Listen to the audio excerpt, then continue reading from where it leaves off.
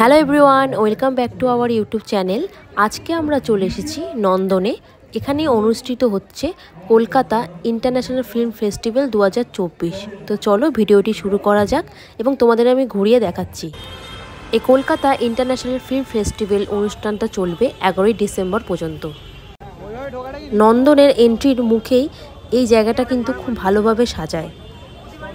আর একটু এগিয়ে তোমাদের দেখাচ্ছি, এখানে পুরো চার্ট দেয়া আছে কখন কোন বইটা নন্দনে দেখাবে, সেটা তোমরা পজ করে দেখে নিতে পারো। এবছর আমাদের প্রথমবার আসা এই কলকাতা ইন্টারন্যাশনাল ফিল্ম ফেস্টিভ্যালে। এর আগে আমাদের কোনোদিনও আসা হয়ে ওঠেনি। আজ 7ই ডিসেম্বর শনিবারের সন্ধেবেলাটা তোমরা মানুষের ভিড় বুঝতেই পারছো। আর এখানে দেখো কি সুন্দর গাঁদা ফুলের চারা লাগিয়েছে, কতটা সুন্দর লাগছে দেখতে।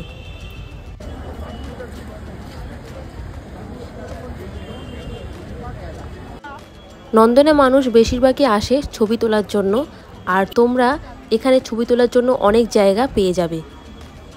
এখানে হলিউড, টলিউড, বলিউড সব বই কিন্তু এখানে নন্দনে তোমরা দেখতে পাবে।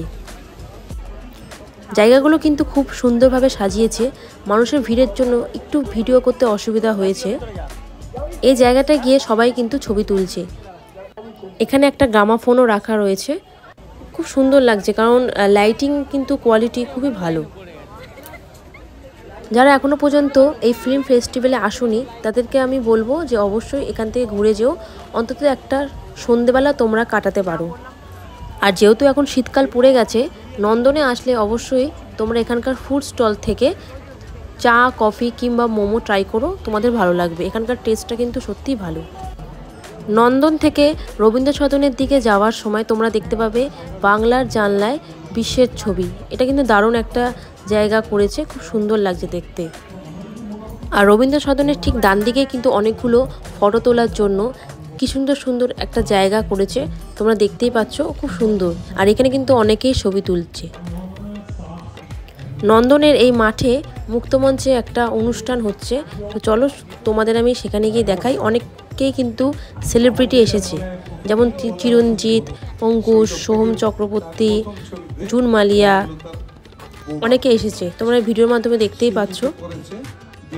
এই অনুষ্ঠানটা আলোচনা হচ্ছে যে আগেকার সিনেমা কেমন হতো আর এখনকার সিনেমা কেমন হতো সেটা নিয়ে।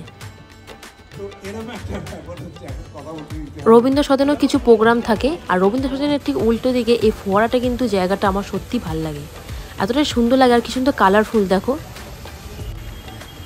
এখানে কোনো প্রবেশ মূল্য লাগে না, সুতরাং তোমরা কিন্তু এক ফাঁকে এই শীতের সন্ধ্যেবেলা চলে আসতে পারো। আজকের ভিডিওটি ভালো লাগলে অবশ্যই লাইক করে দিও এবং চ্যানেলটিকে সাবস্ক্রাইব করে দিও। আজকের মতো ভিডিওটি আমি এখানেই শেষ করছি। দেখা হবে আবার অন্য কোনো নতুন ভিডিওতে। ততক্ষণে টাটা, তোমরা সুস্থ থেকো, ভালো থেকো।